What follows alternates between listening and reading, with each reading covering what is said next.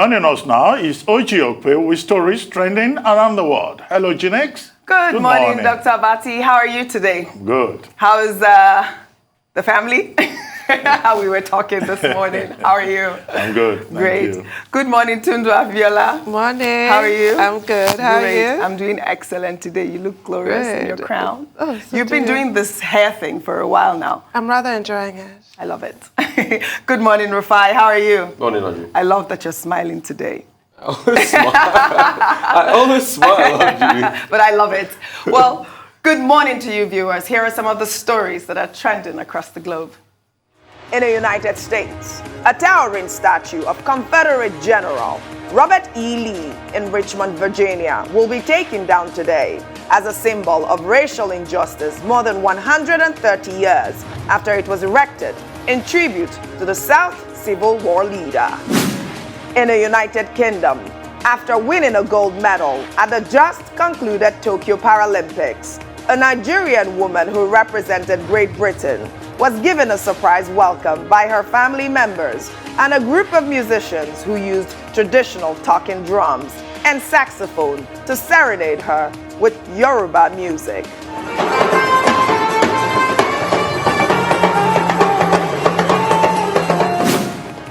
In Mexico, the Supreme Court unanimously ruled on Tuesday that penalizing abortion is unconstitutional in a decision expected to set a precedent for the legal status of abortion nationwide.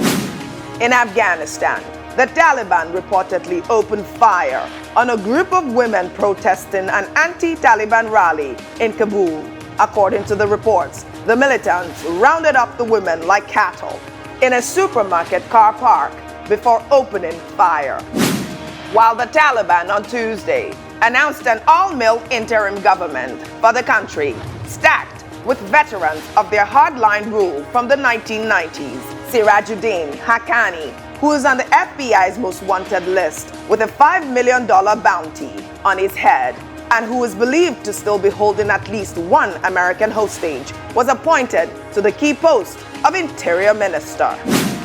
In Nigeria, excitement as Camilla, the Duchess of Cornwall and wife to Prince Charles, heir apparent to the British throne on Tuesday, was named patron of the first Sexual Assault Referral Center, the Maribel Sexual Assault Referral Center in Lagos. Under sports, the Super Eagles of Nigeria took a huge step towards qualifying for the Qatar 2022 World Cup with a 2-1 victory over Cape Verde's Blue Sharks on Tuesday. Finally, under entertainment, Monica Lewinsky, former White House intern and co-producer of a new television series titled Impeachment: American Crime Story, which chronicles the sex scandal between herself and former U.S. President Bill Clinton, in an interview on NBC's Today Show, said Clinton should want to apologize to her for their infamous affair. I felt a lot in terms of there not being this resolution, and I'm very grateful that I don't have that feeling anymore. I don't need it. He should want to apologize in the same way that I want to apologize any chance I get to people that I've hurt and my actions have hurt. Oh, Monica Lewinsky is all over the news now, Dr. Abati. I mean, I think that she's in her right to ask for apology, but throwing it away as if it doesn't matter shouldn't be what Bill Clinton should do. I think he should maybe make a comment, because it's going to be a 10-episode series and it's going to chronicle everything that happened, apparently or allegedly happened during that scandal. If you will recall, I have a short video of his denial. I think we can play that before I take your comment, Dr. Abati. I want to say one thing to the American people. I want you to listen to me. I'm going to say this again. I did not have sexual relations with that woman, Miss Lewinsky. I never told anybody to lie, not a single time, never. These allegations are false, and I need to go back to work for the American people. Thank you. Well, I guess he can continue to stand his ground. Dr. Abati, your comment. Well, I mean, Monica Lewinsky has grown from being that 24-year-old Yes. who worked in the White House and who had these difficult power relations with President Bill Clinton to become a pop culture celebrity. So this 10-episode television series, I guess the interview she granted NBC is to promote that episode in which she features as the central subject and also as a co-producer. Now, as to the question of apology, this is not the first time, this will come up. In 2018, when she attended a conference in Jerusalem, the journalist who conducted the Q&A session after that conference, Jovit Levi, had asked her whether she would want an apology from President Clinton, but she refused. Right. But in some other fora, she had made a point that she's been a victim of public shaming. She's been suffering from post-traumatic stress disorder, and perhaps if there was the social media, at the time the incident occurred, 1995 to 1997, 9 close encounters with the president before she was removed from the president's office and moved to the a bit far away towards the Pentagon. And then in 1988, the scandal broke, when Linda Tripp released that tape. But if she must be honest, this has been her life, more or less. She was a fashion designer. She went to London School of Economics to get an MSc. But if you look at her entire career since then, she's now 48. It's been mostly about that scandal. So she's made a lot of money from it. I think she even wrote a book or so, given a lot of interviews and co-producing this. She's also going to make some money. So some people are likely to say, well, the issues may not have gone away about President Clinton abusing his position and taking advantage of a young girl. But on the balance, there will also be persons who will say that apology or no apology, Lewinsky has turned that particular incident into a career, more or less. Right. Tundu, do you want to say something real quick before I go? Of course I do. I actually don't see the issue with her requesting an apology. It's up to him to give her one or not. I doubt that he will. I think in this case, silence is golden. But she herself, is she going to apologize to Hillary Clinton? And the person who really owes her an apology, I feel, is Linda Tripp. But Linda Tripp has passed on. And so she's never going to get the apology. She betrayed Monica Lewinsky. But is she also going to apologize for keeping the dress? I mean, her apologies are owed all round, aren't they? Well, I'm itching to see this new series, Rafai, if you want to say something. It's going to be a good one. Yes. Everybody should apologize to everybody. Yes. If we want to go in this state of this apology. Absolutely. And nobody can be pulled out of this as a free man. Even the Republicans that kept on pushing, they were not any better. Even Kenneth Starr, the famous Starr report, was not any better. We all remember the role Newt Gingrich played in all of this.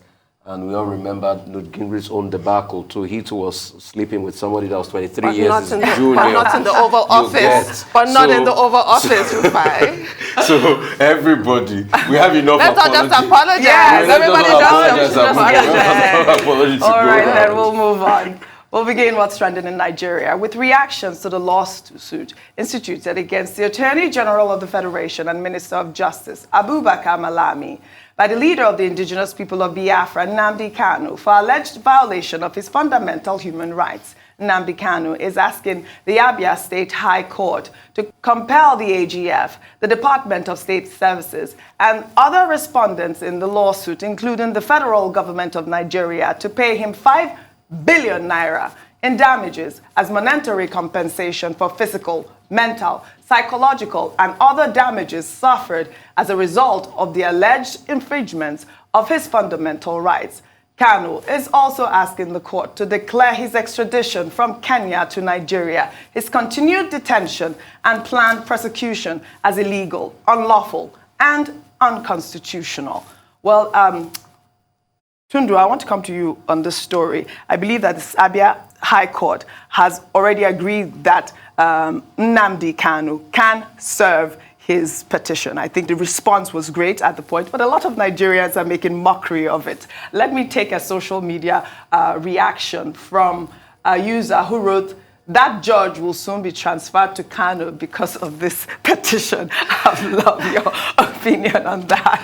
I'm sorry, that's so funny. But you know, anything can happen. Yeah. No, but he's within his rights to file this, and the court is allowing him. That has nothing to do with the case against him by the federal government, which he's standing trial for. So that does not exonerate anything. But I do have to say, IPOB has declared a sit-at-home order on Thursday when the president is visiting Imo, that the president of Nigeria is not welcome in Biafra land. Yes. No, Imo State is in Nigeria. Correct. It is in Nigeria. Well, it's not in Biafra land. Yeah, there are too many political rhetoric with this situation. But, you know, I think that it is in a good light that they have, you know, granted him, you know, the right to serve the order. I'm just looking, you know, to see what would happen eventually. We're going to go on a short break now. And when we return, what's trending on the morning show will continue. Stay with us.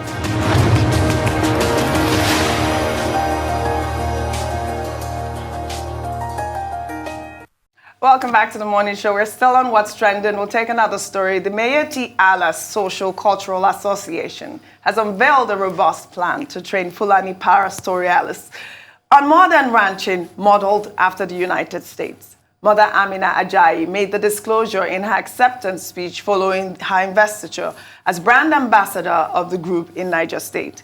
She explained that the first step of trainers and teachers for the Mayeti Allah Train the Trainers Cattle Ranch Academy will be traveling to California in early 2022. According to the ambassador, the primary objective is to expose the herders to modern and sophisticated techniques in cattle husbandry. Dr. Abati, I'm coming to you on the story. Rufai, you're cracking up. Why are you cracking up, first of all? I want to know. I was going to ask Dr. Abati, but I want to know why you're... Okay, laugh. Tell us why you're cracking up real quick. Dr. Abati. No, go ahead, because I want you to keep that momentum. No, long overdue anyway. That's why. So, but Dr. Abati. Okay, well, the first question to ask is, which group exactly is this? Because we had the National Secretary of the MACBAN, the Mayeti Allah Cattle Breeders Association of Nigeria, and he made a point that each time we talk about the Mayeti Allah, we should identify the group that is behind it. Is it the Mayeti Allah Kautal Hore, which is a socio-cultural group, or MACBAN, which is the Cattle Breeders Association? Well, I checked. This Amina Ajayi, she was being appointed a brand ambassador for the Mayeti Allah Kautal Ore. And, you know, it was on that occasion, somewhere in Nasarawa State, that she made this statement, that by early 22, you know, some persons will be sent to a cattle rearers academy, or whatever, cattle academy in California. And that part of the things she intends to do is to build about 1 million low-cost houses for, you know, cattle rearers. And these cattle herders, when they go to the United States, they will learn things about animal husbandry, about cattle rearing, and some other related subjects. But before 2022, our association will have organized training for this person. So when I saw Cattle Academy in the U.S., well, maybe what Amina Ajayi should do is to make the criteria for qualification more public. You never know. Rufai may be tempted to go to Cattle Academy and learn some of the techniques of, you know, cattle. Or I teach them, Dr. Abati. I'm an animal scientist by training. Okay. I have a degree in animal physiology and anatomy. I knew that. I knew that was I knew that. She says they are also sending teachers, you know, apart from the students. So even if you are going to teach them, well, I'm not too sure that the curriculum when you went to school included cattle rearing or how to manage cattle. In any case, you know, I find it a bit curious because where is she going to get the land to build those 1 million houses for 1 million cattle rearers? And then, of course, is she just saying this for the purpose of the, you know, getting attention? And, you know, what is the collaboration? At what level of collaboration do we have between the Mayeti Allah Kautal Ore and the MACBAN, which is the association of the people who are actually involved in the business? And all of this also appears a bit confusing at a time when many governors in the north are saying that they are opposed to open grazing, right? This same Miyetti Ala Kautalore is opposed to the ban on open grazing in any state of the Federation. Don't let me say just the South.